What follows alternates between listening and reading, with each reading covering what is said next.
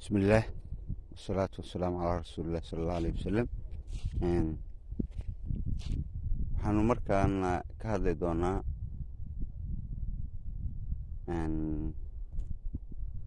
ku xidhnow beeraha t v si aad uga bogato barashada cilmiga beeraha.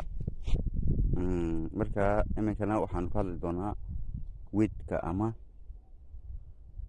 wax kasta oo dhiba dalaga oo ah dhinaca oo dhulka ka soo baxa ama cawsaska geedaha kale ee problemka ku ah dalaga waxaasna ahaade.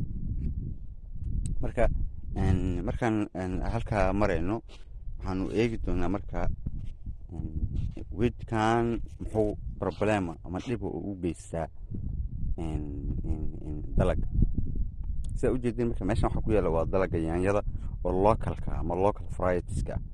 marka dhibka ugu geysta waxa weeye marka koowaad horta wuxuu la wadaagayaa nafaqadii iyo biyihii la siiyey wuu la wadaagahayaa.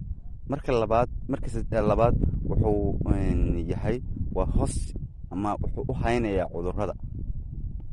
marka saddexaad wuxuu leeyahay waxa la yidhahdo alalabathi ama chemicals oo waxaa jirta oo cawsaska qaarkood sii daayaan sida cawsaska loo yaqaano noxious weedska oo in la dabargooyaa ay adag tahay.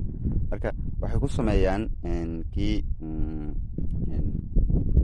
alalabathi waxa la yidhahdo ama chemicals ku sii daayaan oo ay geedka ku dilayaan ama ay ku dilayaan waxyaabaha uu ku qaato nafaqooyinka iyo biyaha ama xididada uu ku qaato ay ku naafaynayaan.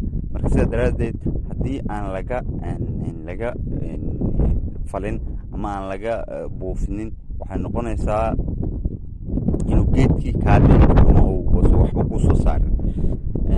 yaanyada hadda wax soo saarkeedu wuu yaraa.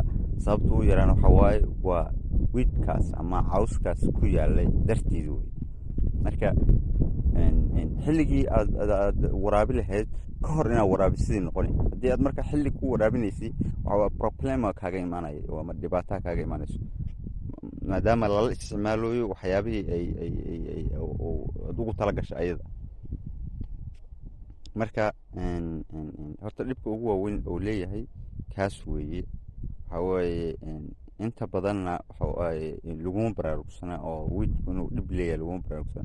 waayo waxawaaye waxaa arkaysaa beer dhanoo qof abuuray oo haddana aan laga jarin cawskii oo cawskii geedihii isdhex yaalaan sidaa dadkan ka muuqato mana u fiicno.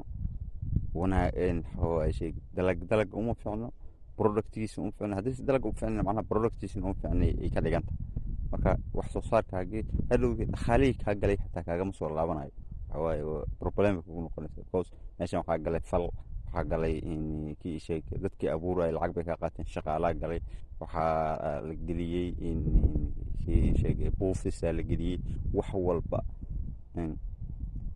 lacagtaas marka waxay rabtaa inay kaaga soo laabato. si ay kaaga soo laabato marka waa inaad geedkan ku dadaashaa nadaafadiisa iyo inaad ku dadaashaa nafaqadiisa iyo inaad ku dadaashaa wax walba.